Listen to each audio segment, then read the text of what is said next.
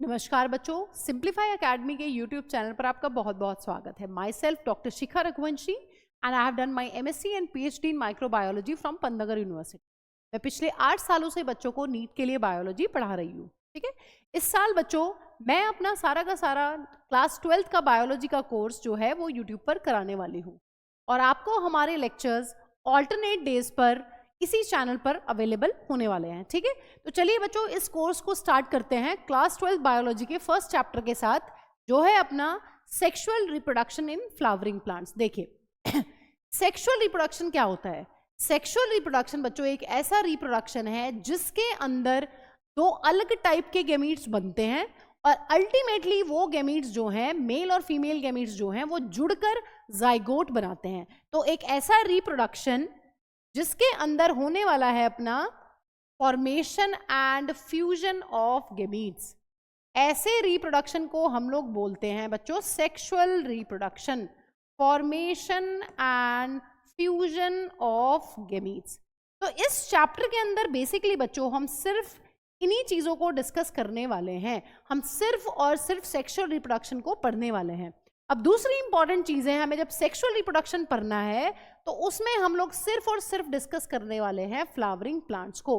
Flowering plants बच्चों वो plants होते हैं जिनके अंदर बनते हैं फ्लावर्स, और हमने ये बहुत बार पहले भी लोअर क्लासेस में, क्लास 10th में भी और क्लास 11th में भी पढ़ा हुआ है कि ऐसे प्लांट्स जिनके अंदर फ्लावर बनता है उनको हम लोग कहते हैं एंजियोस्पर्म्स। तो बेसिकली बच्चों इस चैप्टर के अंदर हम पढ़ने वाले हैं सेक्सुअल रिप्रोडक्शन इन एंजियोस्पर्म्स। ठीक है, तो चलिए बच्चों इस चैप्टर को स्टार्ट करते हैं। इस चैप्टर के फर्स्ट टॉपिक के साथ जो है अपना फ्लावर। देखिए फ्लावर को ही क्यों डिस्कस कर रहे हैं? देखिए क्योंकि फ्लावर जो है बेसिकली बच्चों वो रिप्रोडक्टिव यूनिट है इन प्लांट्स के अंदर, रिप्रोडक्टिव यूनिट। अगर इन प्लांट्स के अंदर फ्लावर ना हो तो इनके अंदर कोई भी सेक्सुअल रिप्रोडक्शन नहीं होने वाली है। एंजियोस्पर्म्स के अंदर सेक्सुअल रिप्रोडक्शन होती ही इसलिए है क्योंकि उनके पास फ्लावर है। ठीक है, तो फ्लावर क्या है? एक रिप्रोडक्टिव यूनिट है, या हम बोल सकते हैं it is a site of या सीट ऑफ सेक्सुअल रिप्रोडक्शन। ठीक है, तो हम पढ़ क्यों रहे हैं फ्लावर को, उसकी इंपॉर्टेंस आपको यहां पर पता चल गई है कि ये एक साइट ऑफ सेक्सुअल रिप्रोडक्शन है। ठीक है, चलिए अब बच्चों हम लोग बेसिक स्ट्रक्चर पढ़ लेते हैं कि फ्लावर का जो बेसिक स्ट्रक्चर होता है वो कैसा होता है। देखिए फ्लावर की जो स्टॉक होती है बच्चों, जहां से हम फ्लावर को होल्ड करते हैं या पकड़ते हैं, उस स्टॉक को, ये उस डंडी को हम लोग क्या बोलते हैं? उस डंडी का नाम होता है पेडिसिल। पेडिसिल, तो पेडिसिल क्या हो गई? ये स्टॉक हो गई है अपने फ्लावर की। ठीक है, और इस स्टॉक के ऊपर एक बच्चों सूजा हुआ सा स्वोलन पार्ट होता है, इस पार्ट का नाम होता है थैलेमस एंड रिसेप्टेकल। और बच्चों ऐसा हमें फ्लावर, जो हम डायग्राम बनाने जा रहे हैं, ऐसा फ्लावर हमें कब नजर आने वाला है? ऐसा फ्लावर हमें तब नजर आने वाला है जब हम एक फ्लावर को होल्ड करें और उसको लॉन्गिट्यूडनली कट करें, लेंथ के अलोंग उसका हम सेक्शन लें। ठीक है, say for example I am holding this pen, अगर इस पेन को मैं ऐसे बीच से सेंटर से कट करती हूं तो मैं इसको इसकी लेंथ के अलोंग कट कर रही हूं, उसको हम कहते हैं लॉन्गिट्यूडनल सेक्शन। ठीक है, लेकिन अगर इसी पेन को मैं यहां से इस तरीके से हॉरिजॉन्टली कट कर रही हूं तो उसको हम बोलते हैं ट्रांसवर्स सेक्शन। तो यहां पर जो हम फ्लावर का स्ट्रक्चर बनाने जा रहे हैं वो कैसा स्ट्रक्चर है बच्चों? वो होने वाला है अपना LS of flower. LS of flower का मतलब है लॉन्गिट्यूडनल सेक्शन ऑफ फ्लावर। ठीक है, चलिए अब बात कर लेते हैं बच्चों फ्लावर के बहुत सारे पार्ट्स की। देखिए ये जो थैलेमस और रिसेप्टिकल वाला पार्ट है बच्चों, इसके ऊपर फ्लावर के बहुत सारे पार्ट्स जो हैं वो अटैच्ड होते हैं। सबसे पहला इंपॉर्टेंट पार्ट जो है वो है अपना इस तरीके से सेपल। ठीक है, क्या बोलते हैं इन पार्ट को? ये है अपना सेपल। ठीक है, इसी तरीके से बच्चों दूसरा जो पार्ट होता है फ्लावर का, उसको जो ब्राइटली कलर्ड होता है, ठीक है, जो बहुत ज्यादा कलरफुल होता है, उसको हम लोग बोलते हैं इस तरीके से पेटल्स। ठीक है, मैंने एक ही पेटल यहाँ पर ड्रॉ की है। दूसरा पार्ट कौन सा है? दूसरा पार्ट जो है फ्लावर का वो कहलाता है पेटल, और ये ब्राइटली कलर्ड होते हैं। ठीक है, बहुत ज्यादा कलर्ड होते हैं। चलो दूसरा भी इधर ड्रॉ कर लेते हैं। ठीक है, तो हमने दो पार्ट फ्लावर के कौन से पढ़ लिए हैं? एक सेपल और दूसरा पार्ट अपना हो गया है पेटल। ठीक है, तीसरा पार्ट देखिए जो काफी सिग्निफिकेंट पार्ट है, उसको बच्चों हम लोग बोलते हैं स्टेमिन। इस तरीके से बहुत सारे स्टेमिन एक फ्लावर के अंदर देखने के लिए हमें मिलते हैं। तो third part of flower is stamen. ठीक है, अब बच्चों एक तीसरा और last, fourth last important part है यहाँ पर, जिसका स्ट्रक्चर इस तरीके से होता है। ऊपर एक फ्लैट बेस होता है, फिर एक डंडी होती है, और इस तरीके से नीचे से ये होता है इस तरीके से राउंड। ठीक है, इस पूरे के पूरे स्ट्रक्चर को देखने में जो हमें घड़े जैसा लग रहा है, घड़ा और घड़े की ऊपर से गर्दन है ना, इसको हम लोग बोल रहे हैं कार्पेल। और इस कार्पेल का बच्चों दूसरा नाम जो है वो अपना रहता है पिस्टल। ठीक है, तो ये हमारा फ्लावर का बच्चों एक बेसिक सा स्ट्रक्चर है। डंडी जो है, जो स्टॉक है फ्लावर की, उसका नाम होता है पेडिसल। इस पेडिसल के ऊपर एक स्वोलन पार्ट होता है जिसको थैलेमस या रिसेप्टिकल बोलते हैं। इस थैलेमस या रिसेप्टिकल के ऊपर, इस थैलेमस या इस रिसेप्टिकल के ऊपर ही अटैच्ड होते हैं बाकी सारे फ्लावर के पार्ट्स। जैसे कि आप यहाँ पर देख सकते हैं, सेपल जो ग्रीन कलर की होती है वो भी इसी पर अटैच्ड है। जो हमारी पेटल्स हैं जो बहुत ब्राइटली कलर्ड है वो भी इसी पर अटैच्ड है। हमारे स्टेमिन वो भी इसी पर अटैच्ड हैं, और कार्पेल यानी पिस्टल भी इसी पर अटैच्ड हैं। तो फ्लावर के 4 बेसिक पार्ट जो होते हैं वो इस थैलेमस के ऊपर अटैच्ड होते हैं। ठीक है बच्चों, ये चीज हमें क्लियर होनी चाहिए। देखिए अब बच्चों यहां पर एक कॉन्सेप्ट आता है वर्ल्ड्स का कॉन्सेप्ट। वर्ल्ड बेसिकली क्या होता है? वर्ल्ड बेसिकली होता है ग्रुप। ठीक है, यहां पर अब ऐसा नहीं है कि एक फ्लावर के अंदर जो है हमें एक ही सेपल देखने के लिए मिलती है, या एक ही पेटल, या एक ही स्टेमी, या एक ही कार्पेल देखने के लिए मिलता है। यहाँ पर कई बार या मोस्ट ऑफ द टाइम एक से ज्यादा पार्ट्स ये हमें देखने के लिए मिलते हैं।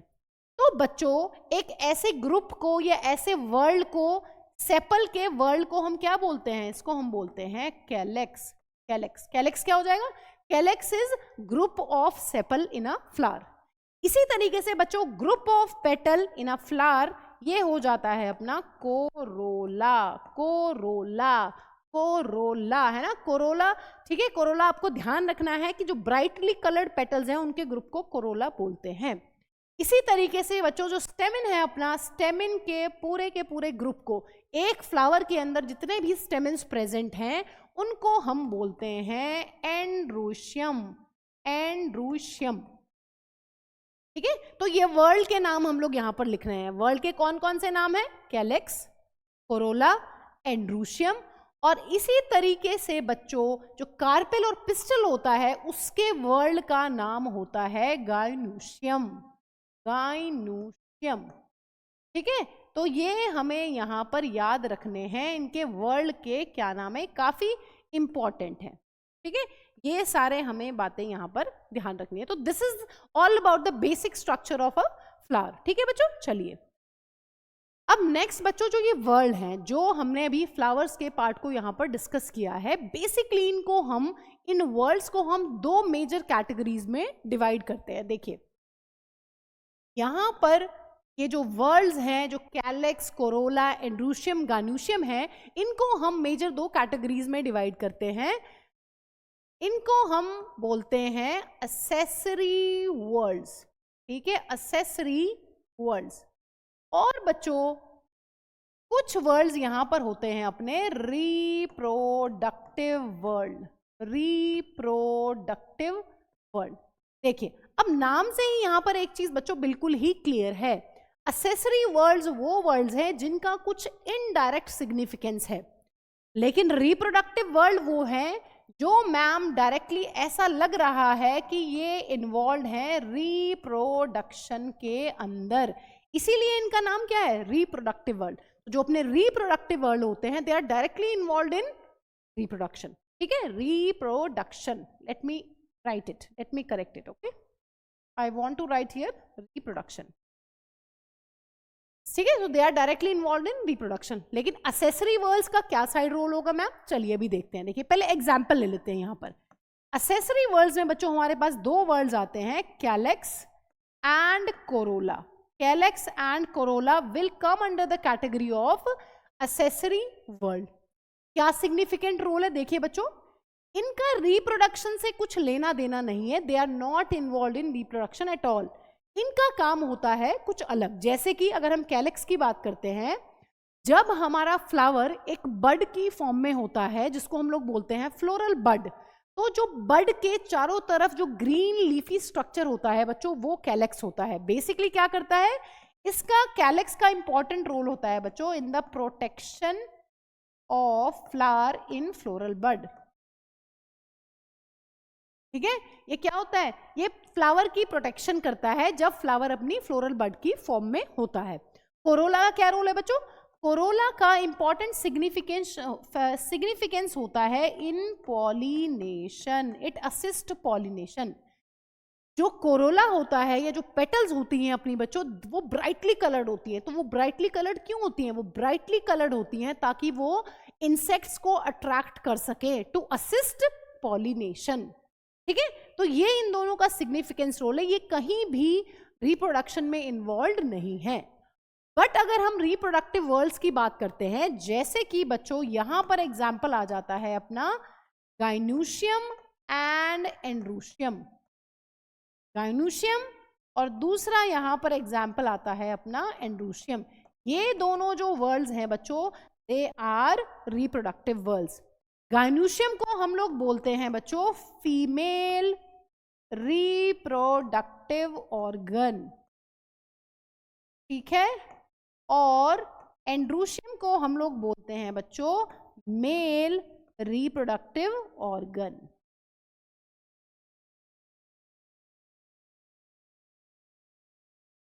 ठीक है, तो ये बात हमें ध्यान रखनी है। तो ये अभी हम देखने वाले हैं कि डायरेक्टली इनका रिप्रोडक्शन में रोल है। एंड्रूशियम जो है वहां पर अपने पॉलन ग्रेन्स बनने वाले हैं, और जो गाइनूशियम है वहां पर अपना हमें एग मिलने वाला है। ठीक है, तो ये बातें हमें क्लियर होनी चाहिए कि इस तरीके से फ्लावर के अंदर जितने भी वर्ल्स प्रेजेंट हैं उनको हम इन दो कैटेगरीज में डिवाइड कर सकते हैं। ठीक है, चलिए अब बच्चों हमें क्या करना है, देखिए अब हमने एक बेसिक से यूनिट पढ़ ली है फ्लावर के बारे में, हमने फ्लावर के बेसिक से स्ट्रक्चर को हमने पढ़ लिया है। ठीक है, अब बच्चों हमें इस फ्लावर के जितने भी स्ट्रक्चर्स हैं, बेसिकली इस चैप्टर के लिए दो वर्ड्स इंपॉर्टेंट है, एंड्रूशियम एंड गाइनूशियम, और उनके कंपोनेंट्स। जैसे कि एंड्रूशियम किससे मिलकर बना है, स्टेमिन से, और गाइनूशियम जो है वो किससे मिलकर बना है बच्चों, कार्पल से। तो बेसिकली हमें पहले इन स्ट्रक्चर्स को डिटेल में अंदर अंदर अंदर जाकर पढ़ना है। ठीक है, तो पहले let's start with male part. तो स्टेमिन को डिस्कस करते हैं। देखिए स्टेमिन के भी बच्चों दो पार्ट होते हैं इस तरीके से। स्टेमिन की एक होती है इस तरीके से स्टॉक, ठीक है, डंडी, और इस डंडी के ऊपर बच्चों इस तरीके से लगे होते हैं दो बायलोब्ड स्ट्रक्चर। ठीक है, इस तरीके से, इस तरीके से। ठीक है, तो ये जो बायलोब्ड स्ट्रक्चर है बच्चों, जो टॉप पर प्रेजेंट है फिलामेंट के, इसको हम लोग बोलते हैं एंथर, और जो ये स्टॉक है बच्चों, इस स्टॉक का नाम होता है फिलामेंट। और यहां पर जो ये फिलामेंट है बच्चों, ये जुड़ा हुआ है किसके साथ, एंथर के साथ, और यहां पर जिस टिश्यू से ये जुड़े होते हैं उस टिश्यू को हम लोग बोलते हैं कनेक्टिव। कनेक्टिव उस पार्ट का नाम है जिस पार्ट पर फिलामेंट जो है वो जुड़ता है एंथर से। से for example this is your filament, और इस फिलामेंट के ऊपर इस तरीके से दो बायलोब्ड एंथर प्रेजेंट है इस तरीके से, और जहां पर ये अटैच्ड है उस पॉइंट का नाम है, उस टिश्यू का नाम है कनेक्टिव। ठीक है, ये चीज हमें क्लियर होनी चाहिए। अब देखिए हमने अभी पढ़ा है कि जो मैम ये स्टेमिन होता है, ये पूरा का पूरा किसका स्ट्रक्चर है बच्चों, ये पूरा का पूरा अपना स्टेमिन का स्ट्रक्चर है। नीचे एक लॉन्ग स्टॉक लाइक स्ट्रक्चर है,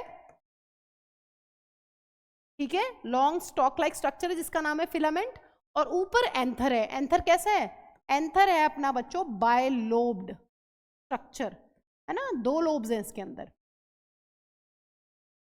ठीक है, ये चीज क्लियर होनी चाहिए। अब देखिए जो ये पूरा का पूरा स्टेमिन है जो मिलकर बना है फिलामेंट और एंथर से, ये कहाँ जुड़ा हुआ है बच्चों, ये इस तरीके से यहां पर जुड़ता है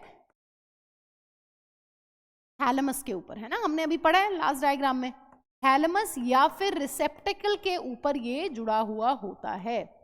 लेकिन बच्चों कभी कभी किसी किसी फ्लावर में ये थैलेमस पे ना जुड़ के ये जुड़ा होता है पेटल के ऊपर, है ना, समटाइम्स ऐसा भी आपको देखने के लिए मिल सकता है कि से for example this is petal, और इस तरीके से इस पेटल के ऊपर जुड़ा हुआ है अपना स्टेमिन।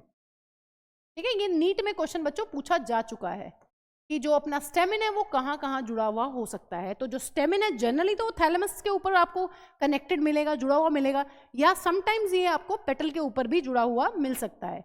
इस सिचुएशन को, इस कंडीशन को बोलते हैं बच्चों हम लोग एपीपेटलस कंडीशन। एपीपेटलस, एपी मतलब अबव, पेटल, पेटलस मतलब पेटल के ऊपर, मतलब जो स्टेमिन है अपना वो पेटल के ऊपर जुड़ा हुआ है। ठीक है, तो जो हमारा स्टेमिन है वो थैलेमस के ऊपर भी जुड़ा हुआ हो सकता है और वो अपना पेटल के ऊपर भी जुड़ा हुआ हो सकता है। ये कंडीशन बच्चों हमें कहाँ देखने के लिए मिलती है? ये कंडीशन हमें देखने के लिए मिलती है बच्चों पोटैटो फैमिली के अंदर। पोटैटो फैमिली यानी कि सोलनेसी फैमिली, जिसमें अपनी ब्रिंजल आती है, पोटैटो आता है, अपना टोमेटो आता है, उस फैमिली के अंदर हमें एपीपेटलस कंडीशन देखने के लिए मिलती है। तो ये बातें आपको, इतनी बेसिक बातें आपको ध्यान रखनी है। ठीक है, अब देखिए हमने पहले फ्लावर डिस्कस किया, फ्लावर के बाद हमने मेल पार्ट को डिस्कस किया, स्टेमिन। अब हम बच्चों इस स्टेमिन में हमें करना क्या है, हम इसको पढ़ क्यों रहे हैं? बेसिकली हम ये पढ़ना चाह रहे हैं कि फ्लावर के अंदर, स्टेमिन के अंदर वो कहाँ है जहां पर अपने मेल गेमीट्स या मेल पॉलन ग्रेन्स बनने वाले हैं। हम बेसिकली वहां पर जाना चाह रहे हैं। सो बच्चों यहाँ पर जो अपना फिलामेंट वाला पार्ट है उसका रिप्रोडक्शन से कुछ लेना देना नहीं है। तो ये वाला पार्ट जो होता है वो होता है स्टेराइल। ठीक है, लेकिन जो एंथर है बच्चों वो पार्ट होता है अपना फर्टाइल, मतलब इसका कुछ लेना देना है अपने मेल गैमीट से, कुछ तो है। ठीक है, तो हमें अब बेसिकली एंथर वाले पार्ट पर यहां पर फोकस करना है। ठीक है, अब चलिए हम एंथर को डिटेल में डिस्कस करते हैं ताकि हम थोड़ा थोड़ा पहुंच जाएं अपने मेल गैमीट के नजदीक। देखिए 3 dimensional cut section of an anther. अब हम क्या करने वाले हैं? अभी मैंने आपको बताया कि इस तरीके से ये फिलामेंट है और ये अपने एंथर के इस तरीके से 2 लोब्स हैं। अब हम क्या करने वाले हैं? इन लोब्स का इस तरीके से सेक्शन कट करने वाले हैं। ठीक है, हमें क्या करना है, इस तरीके से ये अपने एंथर है, नीचे फिलामेंट है और इसको यहां से ऐसे ऐसे काट के और साइड से देखना है, साइड से। ठीक है, थोड़ा सा हल्का सा ऊपर से, साइड से। तो हम यहाँ पर 3 डायमेंशनल व्यू को अब ड्रॉ करने वाले हैं कि कैसा दिखेगा। देखिए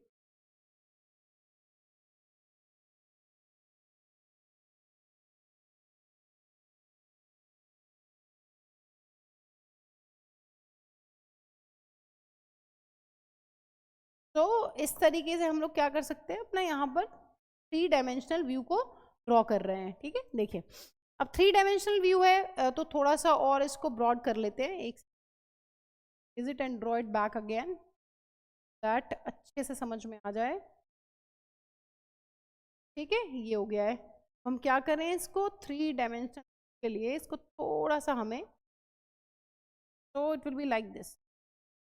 ठीक है, नीचे इसकी बच्चों वो रहने वाली है। ठीक है, यहाँ पर ये क्या है, ये पूरा का पूरा अपना बन गया है, हमने काट दिया इस तरीके से। ये जो 2 लोब्स थे अपने एंथर के उनको कट करके हम ऊपर से इस तरीके से देख रहे हैं और नीचे रहने वाली है फिलामेंट। ठीक है, फिलामेंट को भी डिस्कस नहीं कर रहे हैं, तो इस तरीके से हमें नजर आने वाला है। और यहाँ पर बच्चों, यहाँ पर अंदर होने वाले हैं अपने पोलन सैक, है ना, इसको क्या बोलने वाले हैं, यहाँ पर रहने वाले हैं अपने पोलन सैक। अब पोलन सैक का क्या मतलब है? पोलन सैक्स का मतलब है एक ऐसा बोरा, एक ऐसी जगह, एक ऐसा पैकेट जिसके अंदर पड़े होंगे यहाँ पर बहुत सारे पोलन ग्रेन, बहुत सारे होंगे। ठीक है, बहुत सारे। लेकिन कब? जब ये एंथर पूरा का पूरा मैच्योर हो जाएगा। ठीक है, तो यहाँ पर मिलने वाले हैं हमें बहुत सारे पोलन ग्रेन्स, ये कहलाते हैं पोलन सैक। और बच्चों अभी एक चीज डिस्कस करेंगे हम लोग, माइक्रोस्पोरेंजियम, उसको थोड़ा सा डिटेल में डिस्कस करेंगे। बोर्ड्स के लिए भी इंपॉर्टेंट है, नीट के लिए भी काफी इंपॉर्टेंट है यहाँ पर। पहले ये स्ट्रक्चर माइक्रोस्पोरेंजियम होता है और फिर मेच्योरिटी आने पर ये पोलन सैक बनाता है। मतलब जब माइक्रोस्पोरेंजियम के अंदर पोलन ग्रेन्स भर जाते हैं, जब हमारा एंथर मैच्योर हो जाता है, तब हम इसको पोलन सैक बोलते हैं। ठीक है, तो ये चीज बच्चों हमें स्ट्रक्चर क्लियर होना चाहिए कि अगर हम किसी भी एंथर का इस तरीके से 3 डायमेंशनल कट सेक्शन लेते हैं तो हमें ऐसा कुछ स्ट्रक्चर दिखने वाला है। ये पोलन सैक जो है बच्चों वो पूरे नीचे तक है स्ट्रक्चर में। ठीक है, ये चीज आपको क्लियर होनी चाहिए। ठीक है, चलिए अब यहाँ पर बच्चों एक इंपॉर्टेंट पॉइंट ये है कि मैम ये तो हमने कट सेक्शन लिया है इसका, लेकिन अगर पोलन ग्रेन्स को बाहर निकलना होगा तो पोलन ग्रेन्स कैसे स्ट्रक्चर से बाहर निकल पाएंगे? तो यहाँ पर बच्चों एक चीज होती है जिसको हम कहते हैं, यहाँ पर अप्रोक्सीमेटली इसको कहते हैं लाइन ऑफ डेसेंस। ठीक है, यहां पर हमें देखने के लिए मिलने वाली है इस तरीके से, क्या बोलेंगे इसको, लाइन ऑफ डेhiscence, जहां से अपने एंथर जो है वो बर्स्ट करेंगे और ये पॉलन ग्रेन्स पूरे के पूरे बाहर रिलीज करेंगे। ठीक है, तो this will be 3 dimensional view. अब इसी 3 डायमेंशनल व्यू को बच्चों हम एक बार सिंपल ट्रांसवर्स सेक्शन में ड्रॉ कर लेते हैं कि मैम ये तो 3 डायमेंशनल था, ये तो हमें पूरा का पूरा लेंथ के अलॉन्ग नजर आ रहा था, बट अगर हम सिर्फ ऊपर से देखें, हमने एक एंथर लिया, एंथर को कट किया और ऊपर से ऐसे झांक रहे हैं ऊपर से, तो हमें कैसा नजर आने वाला है, देखिए, तो हमें बच्चों इस तरीके से ऐसा नजर आएगा यहाँ पर एंथर। ठीक है, तो हम अब ड्रॉ कर रहे हैं यहाँ पर 3 डायमेंशनल, यहाँ पर हम ड्रॉ कर रहे हैं अब ट्रांसवर्स सेक्शन ऑफ तरीके से। ठीक है, तो हमें ऐसा कुछ यहाँ पर नजर आने वाला है। अब यहाँ पर एक इंपॉर्टेंट चीज बच्चों ये है कि हमने एंथर की कौन कौन सी इंपॉर्टेंट प्रॉपर्टीज को डिस्कस कर लिया है। हमने देख लिया है कि एंथर जो है अपना बायलोब्ड है, ठीक है, 2 लोब्स हैं। ठीक है, अब मैम यहाँ पर 2 लोब्स कहाँ हैं, तो इस तरीके से, अगर ये लेफ्ट वाला अपना एक लोब है और ये जो राइट वाला पार्ट है ये अपना दूसरा लोब है, तो 2 लोब हो गए एक एंथर के अंदर। लेकिन बच्चों अगर हम इस एंथर को ध्यान से देखते हैं तो इस एंथर की हमें 4 साइड्स नजर आ रही हैं। ठीक है, 1 2 3 एंड 4, इसीलिए हम एंथर को कहते हैं कि एंजियोस्पर्म्स का जो एंथर होता है इट इज टेट्रागोनल। टेट्रागोनल का मतलब होता है बच्चों it has 4 sides, 4 sides and 4 corners also. ठीक है, तो यहां पर एंथर की 2 प्रॉपर्टीज आपको बिल्कुल ही क्लियर होनी चाहिए कि एंथर जो है वो बायलोब्ड है, एक लोब ये वाला, दूसरा लोब ये वाला। ठीक है, और दूसरी इंपॉर्टेंट प्रॉपर्टी है ये टेट्रागोनल होता है। ठीक है, 4 साइड्स हैं इसकी। अब हमें एक ऐसी इंपॉर्टेंट टॉपिक डिस्कस करना है बच्चों जो नीट के लिए काफी इंपॉर्टेंट है। देखिए यहां पर एक इंपॉर्टेंट चीज है कि जो अपना लोब होता है, जो अपने लोब्स होते हैं, ईच लोब इज डायथेकस। ठीक है, ईच लोब इज डायथेकस।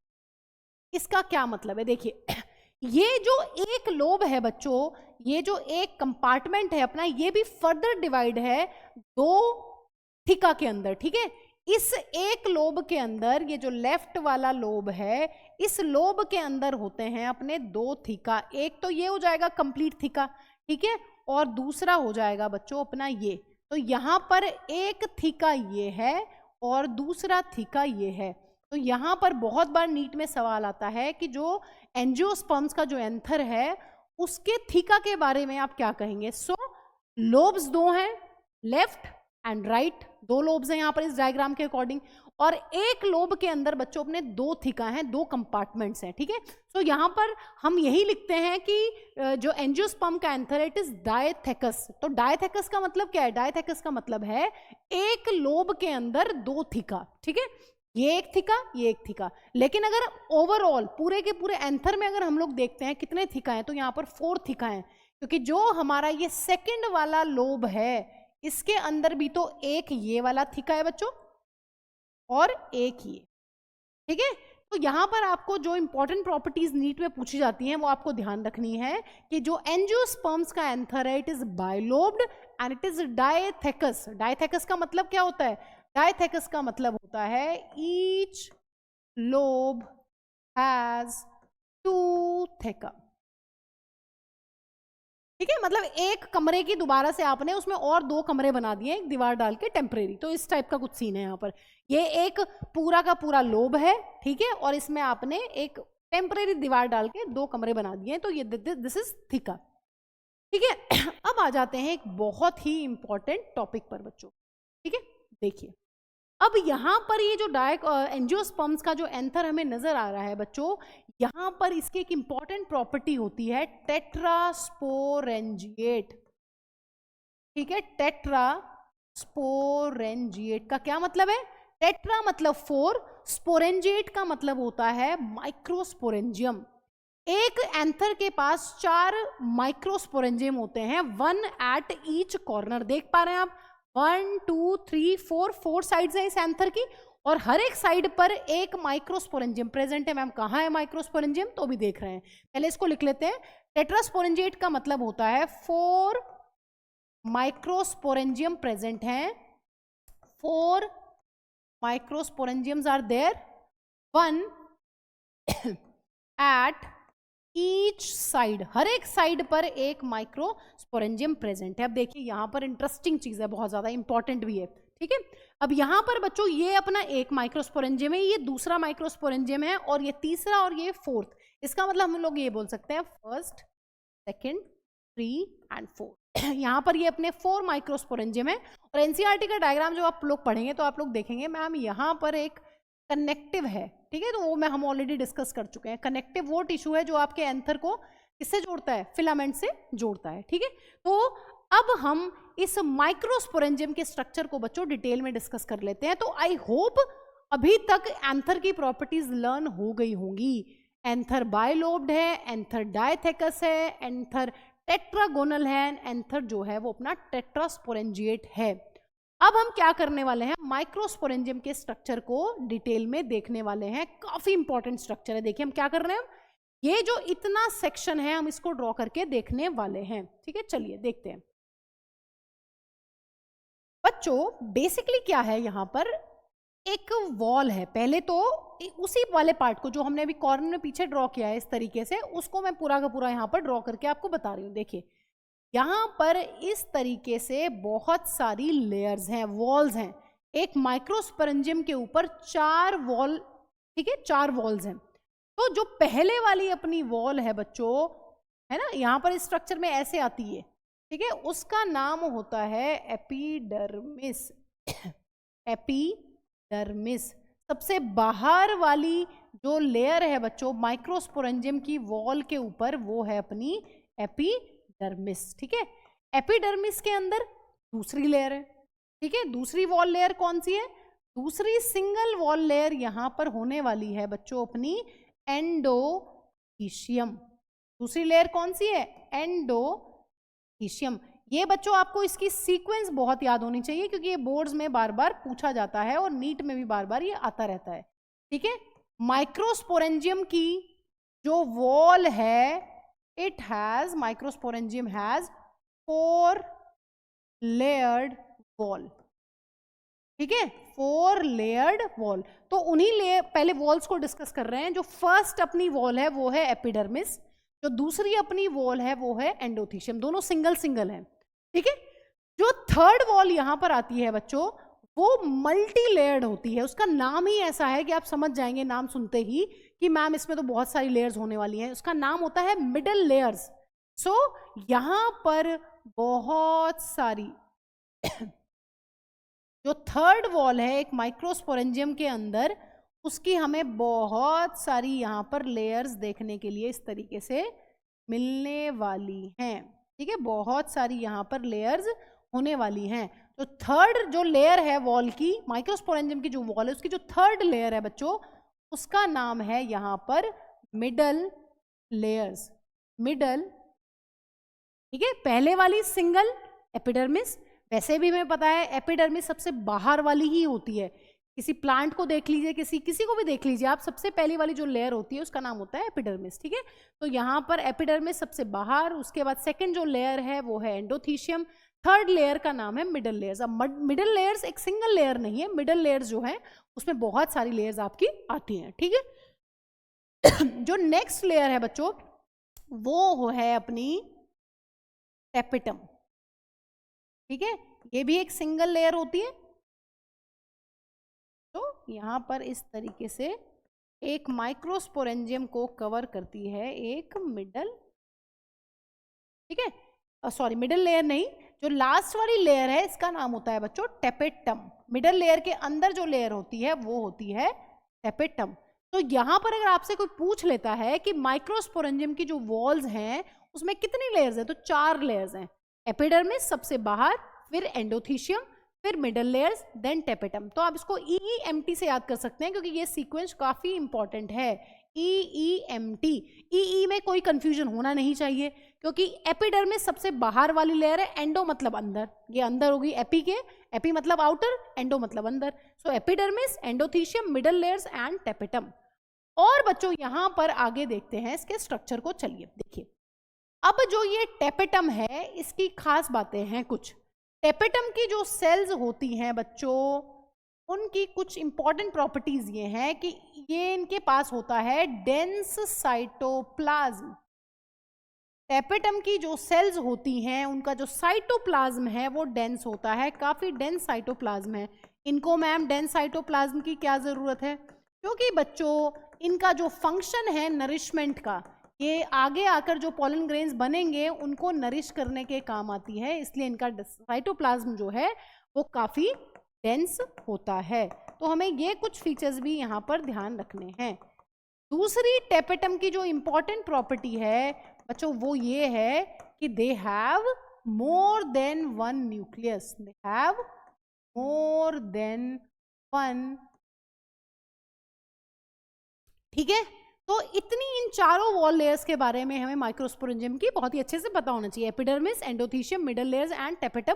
टेपेटम की जो सेल्स होती हैं उनकी क्या इंपॉर्टेंट प्रॉपर्टी है? They have dense cytoplasm and they have nucleus always more than one. ठीक है, चलिए अब बच्चों देखते हैं नेक्स्ट इंपॉर्टेंट यहां पर फीचर को। देखिए मतलब मैम जो ये स्ट्रक्चर है ये पूरा का पूरा स्ट्रक्चर प्रेजेंट है हर एक कॉर्नर पर। यस एग्जैक्टली, ठीक है। अपना जो एंथर है उसकी जो चारों आपके कोने हैं, चार जो साइड्स हैं, उन चारों साइड्स पर इस तरीके का स्ट्रक्चर जो है वो अपना प्रेजेंट है। ये एक माइक्रोस्पोरेंजियम है, इसके नीचे दूसरा, फिर इधर तीसरा और उसके नीचे नेक्स्ट। ठीक है, तो इस तरीके से चार माइक्रोस्पोरेंजियम जो है वो इस तरीके से यहाँ पर प्रेजेंट है। अब माइक्रोस्पोरेंजियम जो है बच्चों, ये तो इसकी वॉल को डिस्कस किया है हमने। इसकी वॉल के अलावा यहाँ पर अंदर इसके सेंटर में, हर एक माइक्रोस्पोरेंजियम के सेंटर में एक बहुत ही यूनिक टिश्यू होता है। ठीक है, उस टिश्यू का नाम होता है बच्चों स्पोरोजिनस टिश्यू।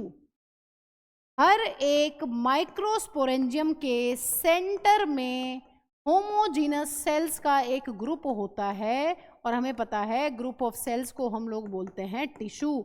इस टिश्यू का एक स्पेशल नाम है बच्चों, इस टिश्यू को जो कि माइक्रोस्पोरेंजियम के सेंटर में प्रेजेंट है उसको हम लोग बोलते हैं स्पोरोजिनस टिश्यू। Sporogenous tissue. ठीक है, जो ये स्पोरोजिनस टिश्यू प्रेजेंट है बच्चों सेंटर में, इसकी हर एक सेल को बोला जाता है पोलन मदर सेल। पोलन या फिर माइक्रोस्पोर मदर सेल, एमसी लिख दिया मैंने। ठीक है, एमसी, पोलन मदर सेल या फिर माइक्रोस्पोर मदर सेल। तो ये पूरा का पूरा अपना यहाँ पर जो है ये स्ट्रक्चर आपको बता रहा है माइक्रोस्पोरेंजियम का स्ट्रक्चर। अब ये जो स्ट्रक्चर है बच्चों ये आपको यहाँ पर एंथर के हर एक कोने में मिलने वाला है। ऐसे ही स्ट्रक्चर यहाँ है, ऐसा ही यहाँ, ऐसा ही यहाँ, ऐसा ही यहाँ। मतलब मैम फिर तो ये हम कह सकते हैं कि यहाँ पर हर एक कोने, ये जो है अपना एक माइक्रोस्पोरेंजियम, इसके सेंटर में कौन सा टिश्यू है? Sporogenous tissue. यहाँ पर भी स्पोरोजिनस टिश्यू, यहाँ पर भी सेंटर में स्पोरोजिनस टिश्यू और यहाँ पर भी सेंटर में मिलेगा हमें स्पोरोजिनस टिश्यू। और इन स्पोरोजिनस टिश्यू के अंदर कौन सी सेल्स बच्चों पड़ी हैं? Pollen mother cell. Pollen mother cell कैसी होने वाली है? डिप्लॉइड। और इन डिप्लॉइड सेल्स के अंदर मियोसिस के बाद बच्चों यहाँ पर बनेंगे बहुत सारे माइक्रोस्पोर्स और इन माइक्रोस्पोर से बनेंगे आगे फ्यूचर में पोलन ग्रेन्स।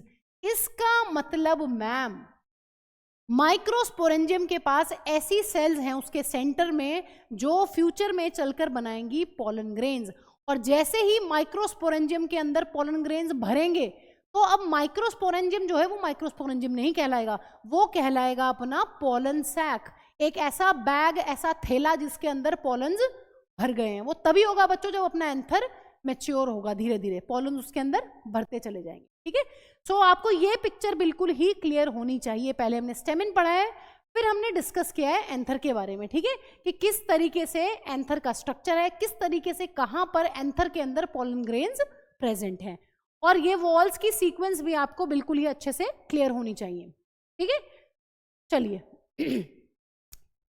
अब बच्चों एक बार हमने अभी एक चीज यहां पर नहीं की है, वो है अपना फंक्शंस, है ना। जो ये लेयर्स हैं, जो ये वॉल लेयर्स हैं, जैसे कि epidermis, endothecium, middle layers and tapetum, इनके फंक्शंस क्या हैं? तो एक बार इनके फंक्शंस को डिस्कस कर लेते हैं।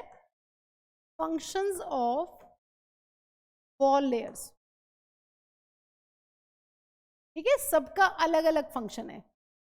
ठीक है, चलिए देखिए, जो अपनी फर्स्ट 3 लेयर्स हैं बच्चों, जिसमें हम लोग बात कर रहे हैं एपिडर्मिस की, इसमें हम लोग बोल रहे हैं एंडोथीशियम के बारे में, और जिसमें हम यहाँ पर डिस्कस कर रहे हैं middle layers. As per NCERT इन तीनों का एक ही फंक्शन है, these 3 layers are involve in protection. Anther को प्रोटेक्ट कर रहे हैं, एंथर के पास खजाना है किसका, पोलन ग्रेन्स का, तो उसको तो बचा के रखना पड़ेगा ना।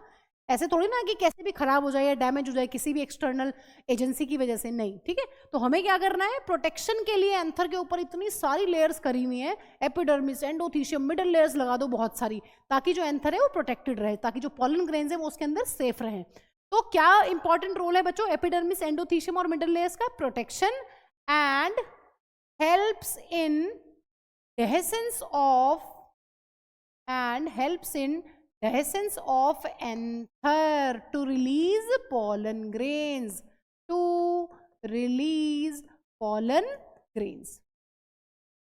dehiscence का मतलब होता है बच्चों बस्टिंग।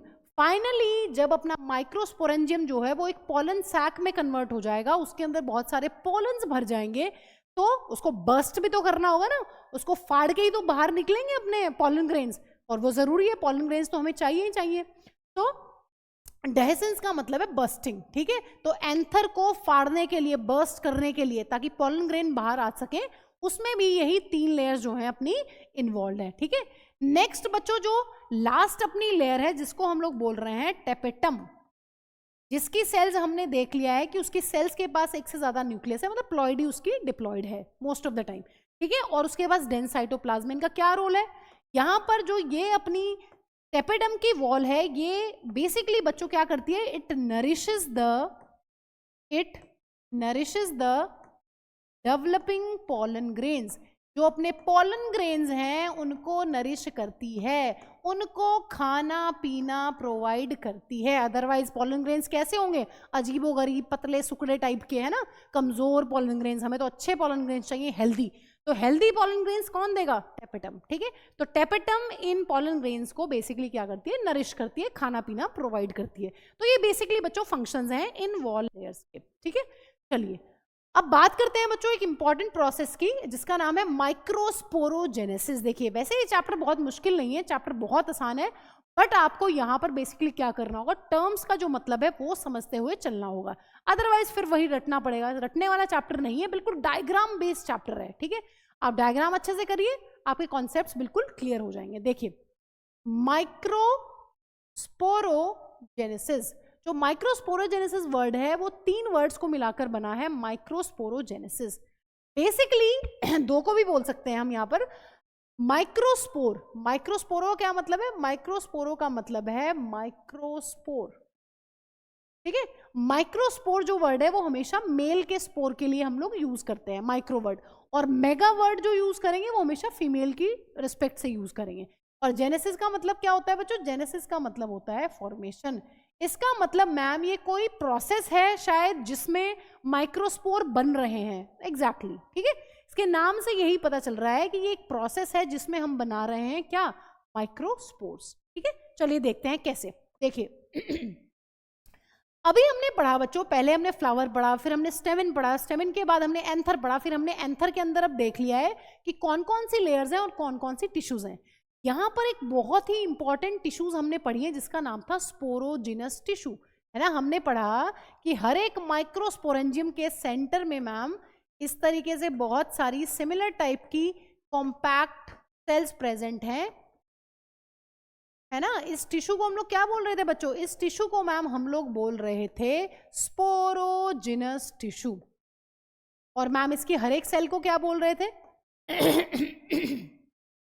इसकी हर एक सेल को हम बोल रहे थे पोलन मदर सेल। और शॉर्ट में इसको क्या लिखते हैं बच्चों, शॉर्ट में इसको लिखते हैं पीएमसी। और जहां भी मदर सेल आ गया इसका मतलब इनकी प्लॉइडी होने वाली है डिप्लॉइड। इनके पास हर एक क्रोमोसोम की 2 कॉपीज होने वाली हैं। तो डिप्लॉइड कंडीशन का मतलब ये होता है, जो 11th क्लास में ऑलरेडी पढ़ा हुआ है। तो माइक्रोस्पोरेंजियम के अंदर सेंटर में प्रेजेंट है ये वाला टिश्यू जिसका नाम है स्पोरोजिनस टिश्यू। स्पोरोजिनस टिश्यू की हर एक सेल कहलाती है पोलन मदर सेल या फिर माइक्रोस्पोर मदर सेल। उनकी प्लॉइडी होती है 2n। देखिए तो ये जो प्रोसेस है माइक्रोस्पोरोजेनेसिस बच्चों, ये इसी स्पोरोजिनस टिश्यू की सेल्स के अंदर होता है। देखिए क्या होने वाला है, यहाँ पर से फॉर एग्जाम्पल ये सेल, ठीक है, ये एक सेल हम ले लेते हैं जिसको हम लोग बोल रहे हैं पोलन मदर सेल या फिर माइक्रोस्पोर मदर सेल। ये सारी की सारी सेल्स जो है ऑलमोस्ट सेम है। इनके अंदर होने वाला है बच्चों मियोसिस। एक सेल को पढ़ लेते हैं, इस एक सेल को बाहर ले लिया है हमने, ये है अपनी पीएमसी पोलन मदर सेल, ठीक है। अब मियोसिस के बेसिक्स हम ऑलरेडी 11th क्लास में पढ़ लेते हैं। मियोसिस में क्या होता है बच्चों, पहले मियोसिस में मैम पहले होता है मियोसिस 1।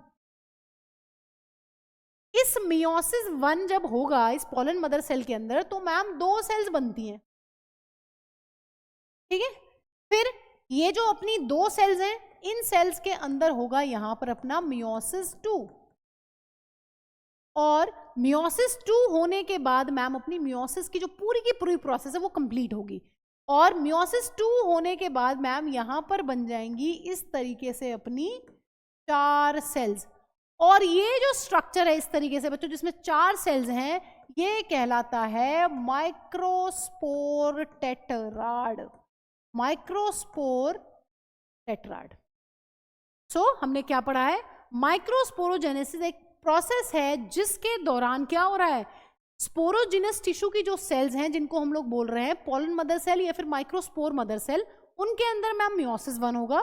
मियोसिस 1 के बाद 2 सेल्स बनेंगी, दोनों सेल्स होने वाली हैं हैप्लॉइड। ये सेल कैसी थी, डिप्लॉइड। मियोसिस 1 के बाद 2 सेल्स बनेंगी जो होंगी अपनी हैप्लॉइड, और जैसे ही मियोसिस 2 कंप्लीट होगा तो मैम यहां पर बन जाएंगी 4 सेल्स, और इन 4 सेल्स की प्लॉइडी भी रहने वाली है हैप्लॉइड। और ये स्ट्रक्चर क्या कहलाता है बच्चों, ये स्ट्रक्चर कहलाता है माइक्रोस्पोर टेट्राड। इसका मतलब होता है, टेट्राड का क्या मतलब होता है, टेट्राड का मतलब होता है क्लस्टर ऑफ 4। तो यहां पर 4 सेल्स का क्लस्टर है, गुच्छा है, इसलिए इसको बोल रहे हैं माइक्रोस्पोर टेट्राड। तो ये पूरी की पूरी जो प्रोसेस है बच्चों, ये कहला रही है क्या, ये कहला रही है माइक्रोस्पोरोजेनेसिस, ठीक है। तो एक बार हम क्या करते हैं, एक बार हम यहां पर इसकी वो लिख लेते हैं,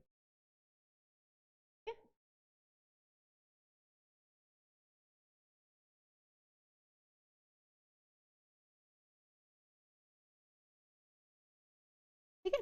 एक बार इसकी पूरी की पूरी हम लोग यहां पर डेफिनेशन लिख लेते हैं। देखिए, microsporogenesis is the process of formation of microspore from pollen mother cell through meiosis.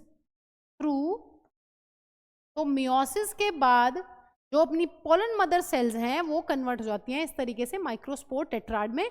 और मैम पोलन ग्रेन कैसे बनेगा, ये माइक्रोस्पोर टेट्राड में क्या होता है बच्चों, जैसे जैसे धीरे धीरे एंथर अपना मैच्योर होगा और एंथर में से पानी लूज होगा। 2 प्रोसेस होती है, एंथर मैच्योर होता है और एंथर डिहाइड्रेट होता है।